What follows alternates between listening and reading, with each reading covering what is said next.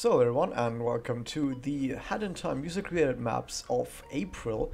And usually, this is a top 10, sometimes it's a top 5. Today it's both. It's a top 15 because April was chock full of amazing maps and just chock full of maps in general, because we had the Purple Time Rift modding contest or something along those lines, where the top 3 best maps created, which were all had to be Purple Time Rifts, would get a bunch of money. I think number 1 was $500 US.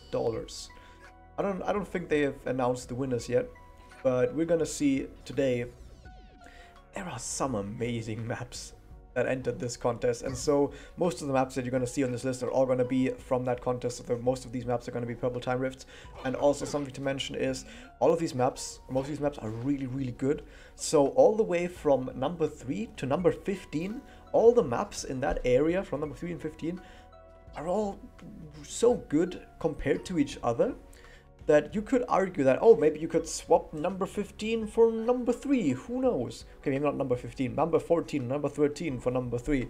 And I'd be like, yeah, I can see that, because they're all really good, and none of them is really that much better than another one. However, the very first 2 maps on this list are absolutely amazing and are way above everything else, and we're gonna see why. I'm going to start off with an honorable mention is Through the Dimensions, and Through the Dimensions is a novel, interesting idea where we start 1D, then go 2D, 3D, 4D, double Ds all the way, and I like the idea. Behind it, but for the most part, it's not super interesting on the execution. For example, the 2D part, gameplay-wise, is very uninteresting, and I haven't actually ever been able to play through that part without the game bugging out and randomly booting me out of the stage, which happens. I think you can see it on screen now, I don't know when, where it just randomly fly up into the air, stuff happens, you know, kind of sad. But I like the idea, and that's why I wanted to include it as an honorable mention, because this could have been something absolutely amazing. Starting off at number 15, once again though, before I go into this, before people write me angry comments about this stuff, like I said, between number 3 and 15, or number 3 and 14, 15 is a bit not that great, number 3 and 14, all of these maps are really good, also compared to each other. So don't tell me like, why is this that much higher than this one? Because I say it's this way, that's why. So number 15 is Mafia's Treasure Voyage, which is a very simple but quite solid Mafia rift. And what you're going to see a lot of this on this list as well is there's going to be rifts. They're like, okay, this is a Mafia rift, this is a Chapter 2 rift, for example, this is a Skyline rift, for example, that you can see kind of where these rifts are supposed to be. And then there's a bunch of rifts that are like, oh, this is a rift that has multiple areas in it. This is a Mafia rift, does its job well.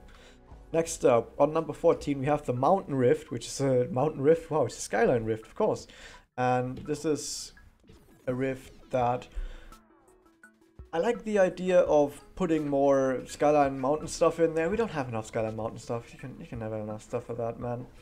And I like the aesthetic with the, what even is that? The sort of ethereal tendrils, flowers, whatever.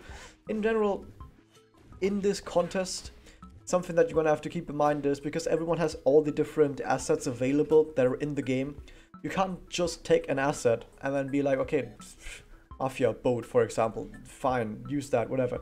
It's not enough. If you want to have something amazing, you need to do something with these assets. You need to make something happen. So for example, in here, stuff looks a bit different. We have enemies that are affected by the Dweller Mask, for example. We have lanterns that you can swing on that are like this eerie, weird green that they have. We have these like ethereal flowers. There's a little bit going on. It doesn't go too deep into any direction at all, but I like the slight touches here. I like there's a bit of an effort that went into this. Next up, on number 13, we have Rhythm Jump Studio, something that could very well have been higher on this list if it made a bit more use of its gimmick in interesting ways. So this is one of those stages that decides to go with the gimmick. The gimmick being, you have blocks that basically change from being walk through or fall through and being solid every few seconds. There's 2 types of these that are on different cycles, and none of them are ever active at the same time. Wow, I like that from Super Mario Galaxy. I think you probably also remember that being there from like, not Flip Swap Galaxy, that's like a galaxy where you have like doot, doot, doot, doot, and then you would have everything changing, whatever, you know what I mean. So I like the idea behind this. I like that someone said, okay, just doing a regular stage is not enough. I want to have something like a gimmick in there, and in this case it's the changing stuff. What I didn't like though is that for the most part there weren't that many interesting uses of it. There were a few here and there. I don't always like wall jumping with the timing like that, and jumping through a wall that way you have to make sure that you jump through the wall at a specific timing. I like stuff like that, but I feel like we could have done so much more with this, and in general the gameplay feels a bit standard. So yeah, one that had a lot of potential. Next up we have Twilight Travels. Yes, indeed. I need to look at my list because there's so many maps. Twilight Travels.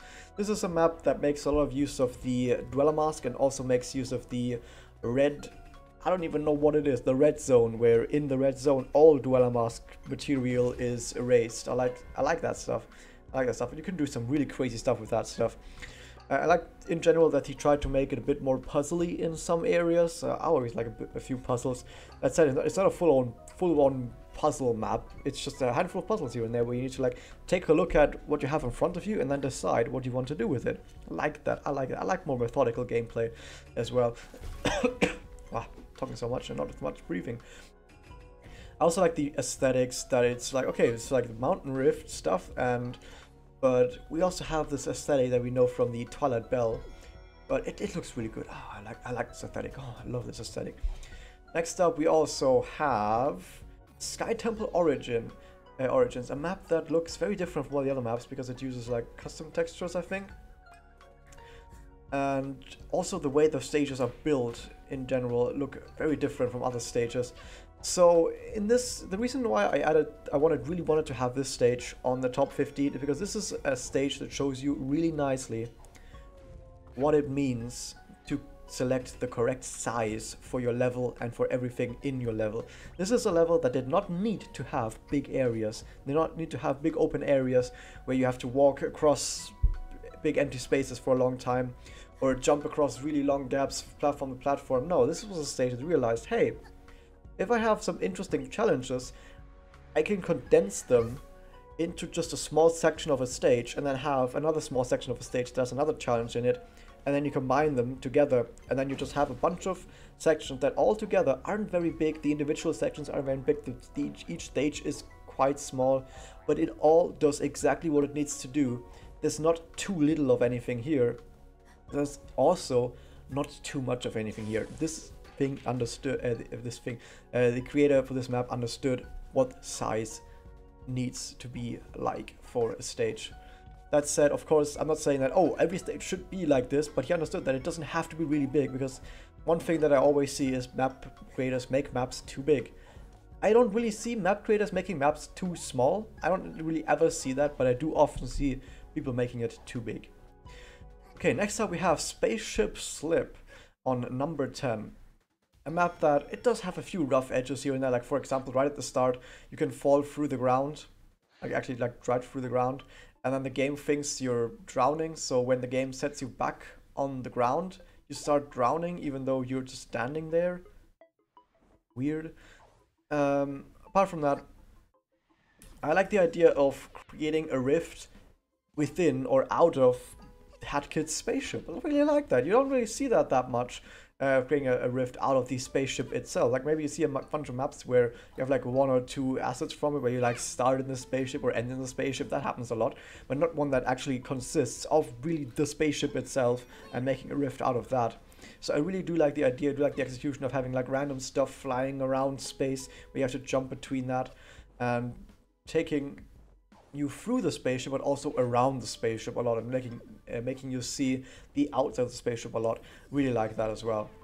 Next up on number 9, we have From the Stars, one that really tries to create a visual style sort of its own, where it's like, okay, it's very obvious that the assets that are being used here are indeed from mostly the Mafia areas, with some like boat areas, some sky areas, some wood here and there. But I do like that he took a look at all these different assets and then asked himself, how can I create some cool stuff with this that looks unique? So for example, at the very start you have this like boat sequence where you're in a boat and it doesn't really look like anything else that you're really used to, and it also makes some use of like water level and stuff. Like it doesn't change the water level, but make sure that you, for example, you can use the ice hat to go below and get yourself a bonus. Nice. And then it gradually evolves to going above the sky and even sort of kind of into space, but not quite, like that as well. So that's that. Next up, we have, for once, a map that is not a purple rift, because I think all maps in Still so far have been purple rifts. A map that's very different. It's PT. It's playable time.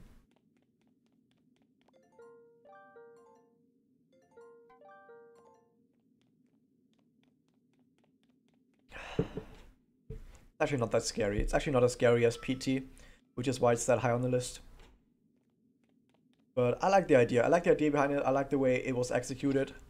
It's not super scary, but I still love it, man. I love it. I love it when people try and do stuff like that. I really like that. Thumbs up from me, definitely. Next up, we have... where is it? Piercing the Sky. This is a map where, once again, it's one of those journey maps where it describes the journey of Hatkit. In this case, going from below the ground, on the ground, from like some lava place, where you go higher and higher until at the end you're above the clouds. You're piercing the sky, as you might think from the name. Now, this is one where I'm not quite sure exactly how this map was created. The reason I say this is because there were a few assets here that are very obviously not from the game, or not in this way, at least. They might have actually been from the game, but used in a really, really odd way. And it seems like, I don't know, I'm not trying to speculate here, because it seems like he took some big assets, for example, like there's this part where it's above the clouds, and there's some giant, like, flowers everywhere, some grass and stuff, and you're above the clouds, you jump from cloud to cloud as well. And it seems like the actual gameplay parts of that part, as well as the gameplay parts and some of the other parts, don't really quite fit together with the stage itself that well. There are some places, for example, the mountain area, where I think it fits, everything fits quite nicely. The volcano area at the start fits quite nicely. And then the sky area, stuff doesn't quite fit together, I think, and it's very, very easy to get lost. And often I looked around and I was like, first off, where am I? Secondly, where am I going? Where are the ponds? Where is anything? And it looked like there were a bunch of assets that were there that didn't really fit into what the game, what the level should look like. I don't know. It's a bit weird. If you play the stage yourself, you'll know what I mean. But I can't quite put it into words. I feel like there's a bit of a disconnect between level design in the assets and the game design section. But like I said, I'm just speculating at this point. But all the stuff that does fit together and that does work, oh, so nice. Very nicely done there. Next up, we have also another very, very different map. It's Hat and Crime. This one is Act 1. So if the level designer for this, the creator of this is watching this, and it's like, well, he's taking Hat and Crime on the list. It's only Act 1. There's gonna be like 3 more acts. Yeah, I'm looking forward to them. If the other act, I'm judging this based solely on Act 1. I'm not saying this is the entire Hat and Crime map. So, like I said, this is only Act 1. There's going to be more acts. If the other acts come out and they're absolutely amazing, we're going to add them to the list as well on separate months. But for now, we have Act 1. I love this stuff. I really love this stuff when people try and go beyond the game to try and see, like, what crazy stuff can I do with all the tools that I have available to myself. Oh, I love that. I love it when they try and do that. And it actually works quite well. It works quite well. They actually got it down quite well. The cross-examination, everything, it does work. Of course, there's no investigation. I don't know if any investigation is planned. I don't think it needs to have anything in it, but I like it. One thing that you do need to say is there's one part towards the end that's very obviously Ace Attorney logic, where it's like, I can totally argue against this. Like, I can totally argue why the stuff that I had to present actually doesn't make sense, but the logic of the game demands that it makes sense. But, you know, like Ace Attorney, so kind of fits, you know? Whatever. Next up, we have the Around the World rift, which I don't even know if I have to tell you this, but it's another one of the journey rifts where it starts in one place and it goes across some other places, and all the places are inspired by the different acts.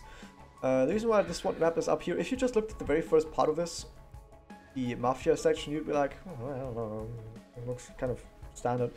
And then you go to the second part of it though, and you're like, oh, okay, this is going somewhere. I can see this is going somewhere. It's got some nice idea here.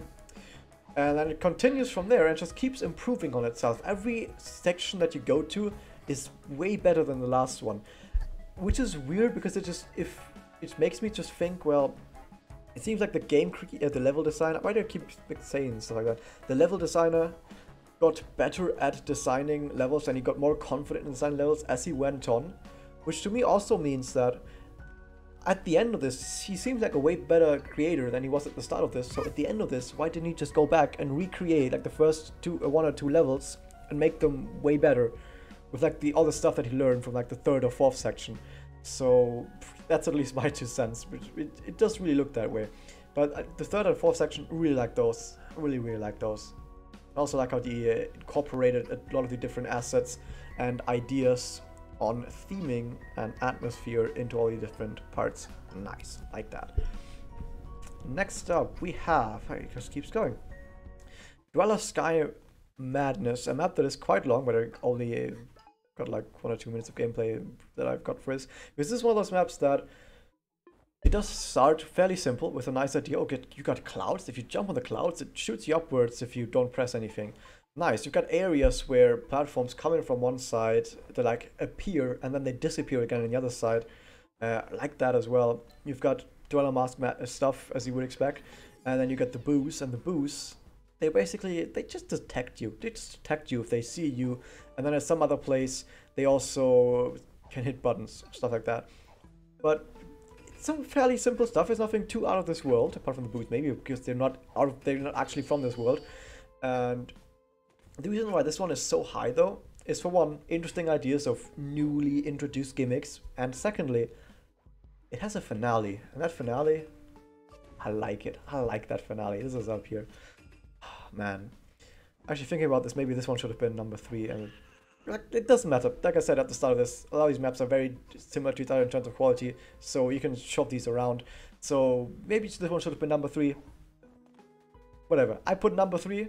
Next up, with Lonely Crow. Lonely Crow is all of these, how do you call it, like journey time rifts, where you journey from place to place.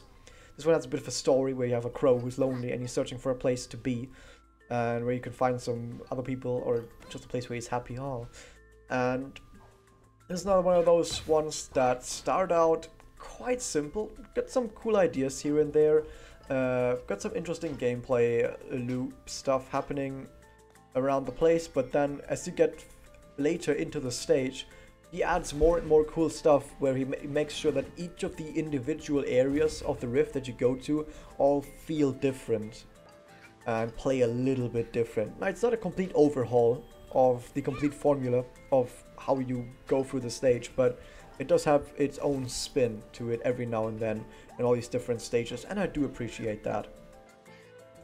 Now, all these maps that I said, they were pretty good. They were pretty good. But none of them are anything that like blows you out of the water and makes you go, oh my god, this is amazing.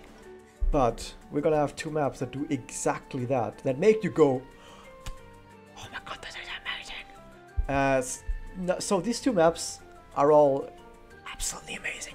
And I can't actually quite say which of the 2 I like more, or which of them is objectively better. I mean, I can't really say that about anything. But I mean, I don't want to do this thing again where I say, oh, both of them are number 1. Here you go. So I am going to say that I'm going to put one of them on number 1 purely because I liked the gameplay so much that I'm just going to say I'm going to put it at number 1. But on number 2, first we have Time is Critical. And this is something. And I also just realized that I didn't actually say for any of these maps who it was made by, because I actually haven't written that down yet. Whatever, you're gonna see it on screen anyway. So this is a map that is another one of those journey maps. It's okay, it's a journey map, but I have never seen so much polish go into making a stage visually attractive than in this level, in this time rift. Oh my god, stuff looks absolutely amazing. Stuff looks so amazing. I'm gonna show you this right here. Look at that. Where is it? Up there? Look at that. Oh my god. So good. It looks so good. Gameplay wise, it also has a lot of different things to it. It doesn't reinvent the wheel at any point. None of the stages so far have reinvented the wheel, apart from stages that are very obviously not a jump run. For example, Playable Time or Hat and Crime. Those are very obviously not jump run. But when it comes to jump run stuff, none of the stages have really reinvented the wheel with anything that has happened so far. But also, the stage also has a nice charm, some cool characters that say some crazy stuff. So good, so good. I was gonna put this one number 1, and I thought, this is it, pack it up, boys. April, it's done. We've got a number 1 right here. But then it happened. Then I saw the map. That is also so amazing, so amazing. It's a collaboration between multiple people, and the map is called Hat Kid Goes to McDonald's. Story of Queen Vanessa, the Time Rift. Oh my god. This map does reinvent the wheel when it comes to jump runs, because it's a puzzle map. This is the portal of Dark Souls, the portal of Hat in Time, where they introduced a new mechanic where you can make Hat Kid take on a certain color, and then depending on what color you have, stuff happens. For example, there are zones where if you have the same color as the zone, you're in space basically with your physics, where you can jump really high and you're floaty. And if you're in the opposite color zone, you get pushed to the ground a lot more. Oh, nice stuff. Puzzles happening already. And you get the color by touching these different zones. We have the it's like a bell thing that makes you take, but you can also hit the bell from afar, and it also makes you change color. Oh, wow, nice. Already we have possibilities for so many puzzles. Then you also have switches that can only be activated if you're the correct color. You have the red color, which erases every other color around it and your color as well. You have these teleporters that only work if you have the same color, but then there's purple teleporters that you can always take, but they switch your color around. Stuff happens, and it's like puzzles. There's actual puzzles happening in the game, and they are all, and most of them are actually quite smart. I really like the puzzles in this. I really like the puzzles in this. A lot of effort has gone into this. Gameplay wise, it's absolutely blows my mind on so many levels. There's secrets around, like if you solve puzzles a certain way, or you find that, oh, if I do this over there, I can sort of like break this puzzle like that. You can find secrets. There's like secrets in this game, in this level, that are just in this level, where they use a new collectible that's only existing in this stage, which is amazing. Man, I like this stuff. I like stuff like this. Why can't we? I want to have more stuff like this. You know, guys, I want you guys to go out there. This is my call out to you guys out there, to you level creators. Try and make something that is so incredibly unique gameplay wise. Like for example, last month we had the flood, where someone made like flood stuff, and you could use the flood in like a bunch of stages. That was cool. And then like create a stage around that. Oh, nice. I want more stuff like Playable Time. I want more stuff like Hat and Crime. I want more stuff like this, which is like a puzzle. This is what I think where the big possibilities in level creation with a tool like this lie. Of course, if you make a jump run stage like Time is Critical that is just very awesome and looks nice, man, I love that stuff as well. But I think that we need to be like, more like, I don't want to just create a stage. I want to create something amazing. I want to create something that blows everyone's mind and is just a step above everything else in terms of just ideas. I don't care if you do it and it just sucks. I don't know if it just ends up sucking. It's like, well, rather you try something amazing and fail at it than just doing something standard and it's just okay. This is, I think, something that goes into everything, not just level creation in games, like game development in general. When you're creating music, when you're creating pieces of art, when you do anything, I'd rather, when it comes to like art in general, I mean, video games are art. Video games are art, so if you're creating any sort of art, rather try something absolutely amazing, something unique, and fail than just going for something standard and it just being alright. So that was that. Hope you guys enjoyed it, and I'll see you guys next time.